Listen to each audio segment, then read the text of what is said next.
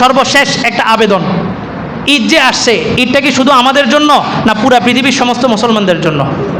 হ্যাঁ, ঈদ মানে কি শুধু 4 রাকাত 2 রাকাত নামাজ আর 2টা খুতবা শোনা? না, এটা আনন্দ, এটা আনন্দ। সমাজের প্রত্যেকটা মানুষ যেন এই আনন্দ উপভোগ করতে পারে, এই জন্য ঈদের দিনের অন্যতম একটা সুন্নত হচ্ছে সদকাতুল ফিতির আদায় করা।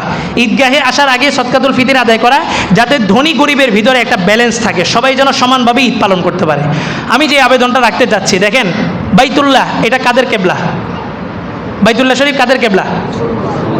আমাদের না শুধু সৌদিওয়ালাদের? কাদের? সমস্ত মুসলমানদের। এটা হচ্ছে বাইতুল্লাহ আমাদের দ্বিতীয় কেবলা। আমাদের প্রথম কেবলা কোনটা ছিল? বাইতুল মাকদাস। প্রথম কেবলা কোনটা ছিল? বাইতুল মাকদাস। 17 মাস পর্যন্ত হিজরতের পরেও রাসূল সাল্লাল্লাহু আলাইহি সাল্লাম বাইতুল মাকদাসের দিকে তাকায় কি ফিরেই নামাজ পড়ছিলেন। তাহলে আমাদের প্রথম কেবলা কোনটা? বাইতুল মাকদাস। ওইটা কি আমাদের কেবলা না ফিলিস্তিনিদের কেবলা? বাইতুল মাকদাসটা কার? বলেন না সবাই, বাইতুল মাকদাসটা কার? এটা আমাদের। বাইতুল মাকদাসটা কাদের? এটা আমাদের। এটা রক্ষা করবে কে? এটা রক্ষা করবে কে? আমরা পারতেছি না, কিন্তু আমাদের পক্ষ থেকে কিছু ভাই তাদের জীবন, তাদের ঐতিহ্য, তাদের সামনের ভবিষ্যৎ, তাদের প্রজন্ম সব কিছুকে বাজি লাগাই দিছে। কিসের জন্য?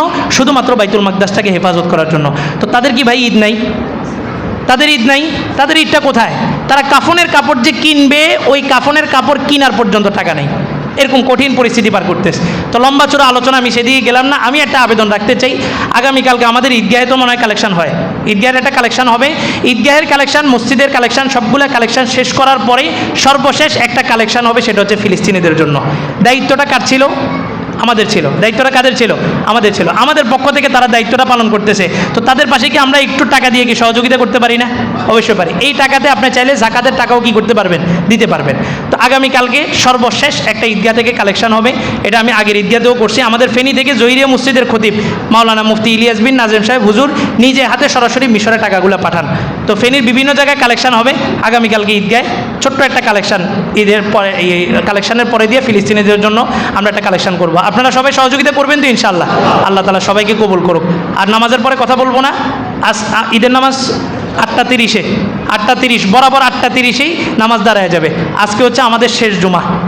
বিদা, জুমাতুল বিদা বলতে আলাদা কিছু নাই। অন্যান্য জুমা যেটা, এটাও শেষ জুমা। তবে এটা শেষ জুমার বিশেষ ফজিলত কি?